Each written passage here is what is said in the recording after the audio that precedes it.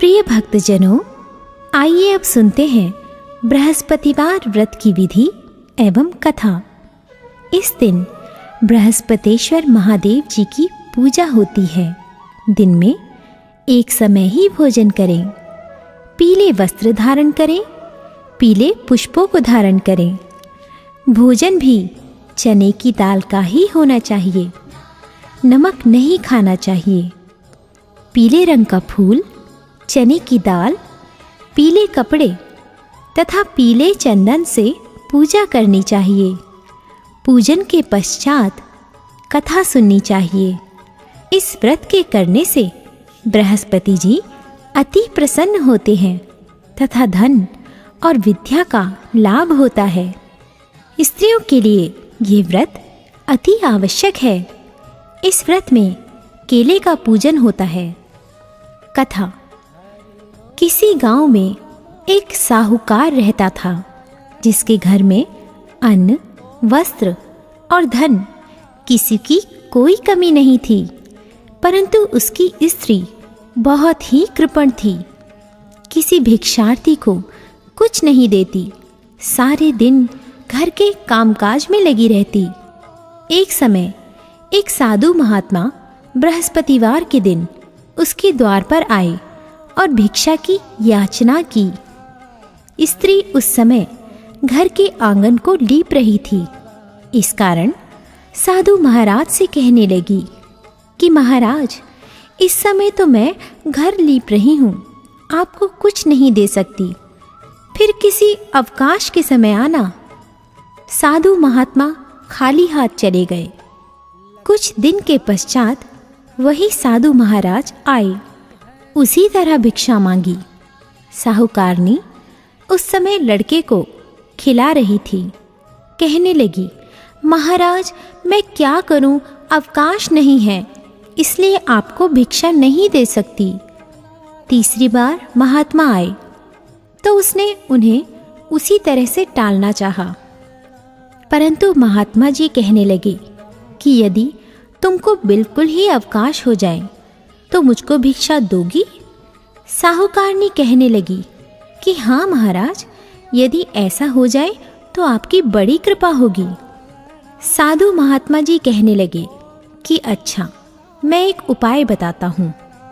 तुम बृहस्पतिवार को दिन चढ़ने पर उठो और सारे घर में झाड़ू लगाकर कूड़ा एक कोने में जमा कर दो। घर में चौका इत्यादि मत लगाओ।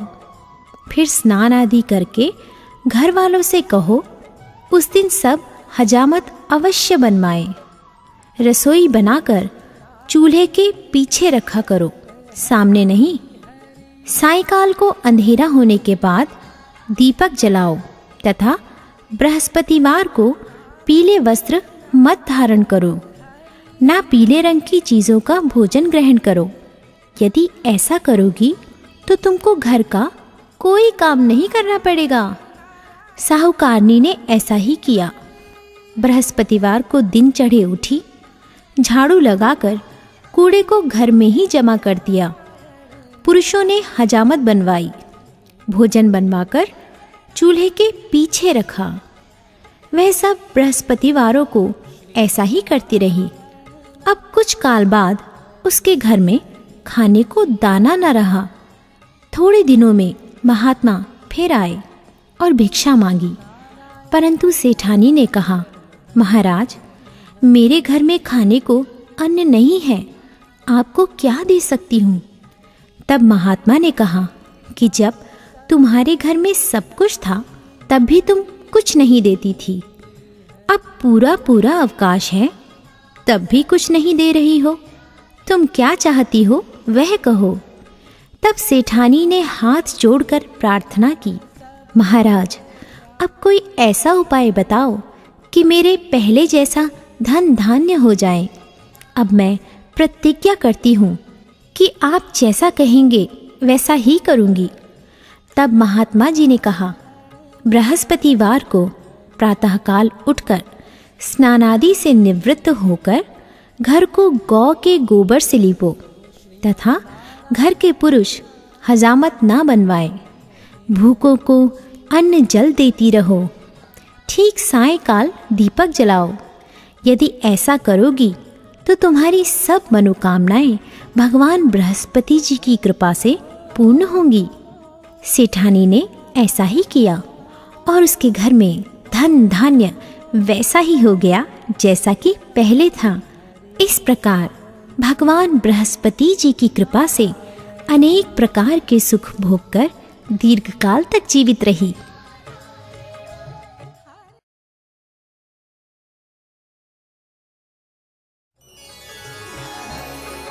प्रिय भक्तजनों, आइए अब सुनते हैं बृहस्पतिवार की दूसरी कथा।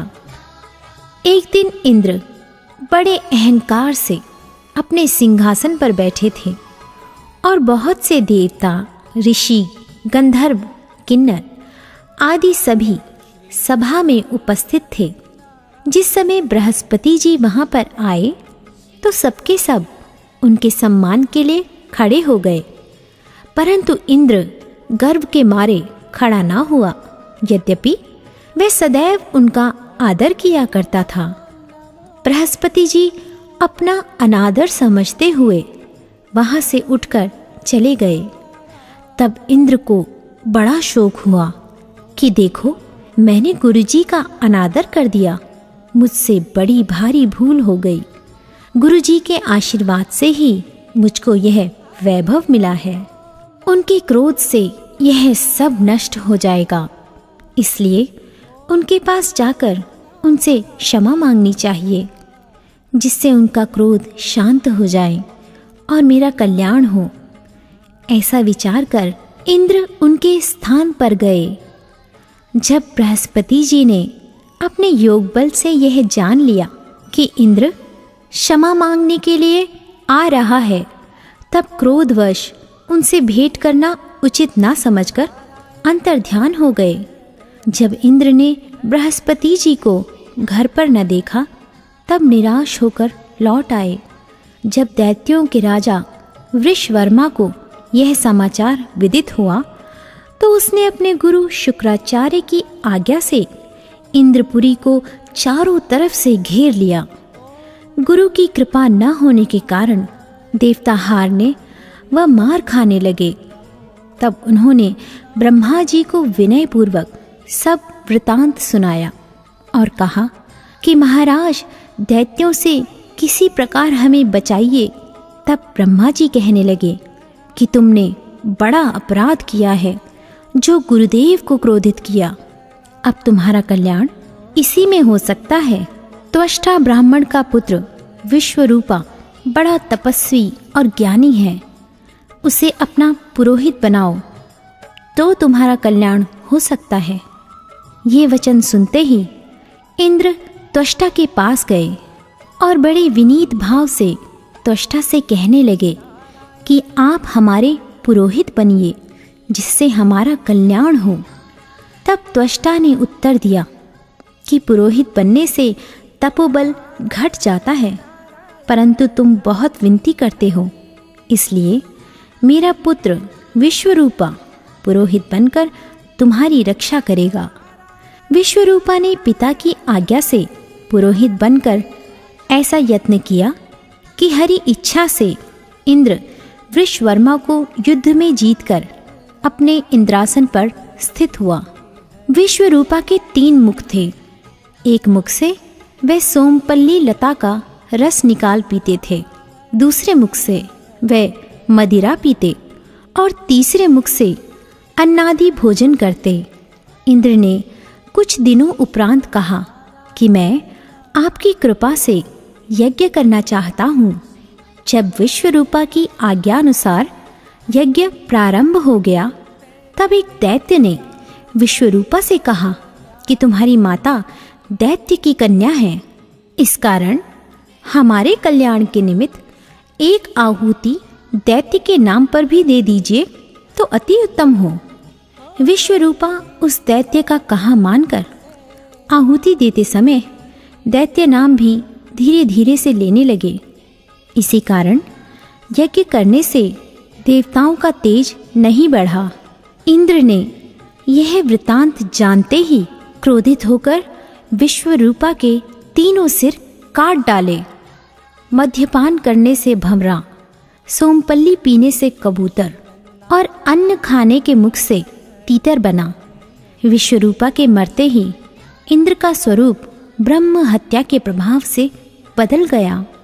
देवताओं के 1 वर्ष पश्चाताप करने पर भी ब्रह्म हत्या का वह पाप न छूटा, तो सब देवताओं के प्रार्थना करने पर ब्रह्मा जी बृहस्पति जी के सहित वहां गए। उस ब्रह्म हत्या के 4 भाग किए, उनमें से 1 भाग पृथ्वी को दिया। इसी कारण कहीं कहीं धरती ऊंची नीची और बीज बोने के लायक भी नहीं होती। साथ ही ब्रह्मा जी ने यह वरदान दिया, जहाँ पृथ्वी में गड्ढा होगा कुछ समय पाकर स्वयं भर जाएगा। दूसरा वृक्षों को दिया, जिससे उनमें से गोंद बनकर बहता है। इस कारण गूगल के अतिरिक्त सब गोंद अशुद्ध समझे जाते हैं। वृक्षों को यह वरदान दिया कि ऊपर से सूख जाने पर जड़ फिर फूट जाती है। तीसरा भाग स्त्रियों को दिया। इसी कारण स्त्रियां हर महीने रजस्वला होकर पहले दिन चांडालनी, दूसरे दिन ब्रह्मघातिनी, तीसरे दिन धोबिन के समान रहकर चौथे दिन शुद्ध होती हैं और संतान प्राप्ति का उनको वरदान दिया। चौथा भाग जल को दिया, जिससे फेन और सिवाल आदि जल के ऊपर आ जाते हैं। जल को यह वरदान मिला कि जिस चीज़ में डाला जाएगा वह बोझ में बढ़ जाएगी। इस प्रकार इंद्र को ब्रह्म हत्या के पाप से मुक्त किया। जो मनुष्य इस कथा को पढ़ता या सुनता है, उसके सब पाप बृहस्पति जी महाराज की कृपा से नष्ट होते हैं।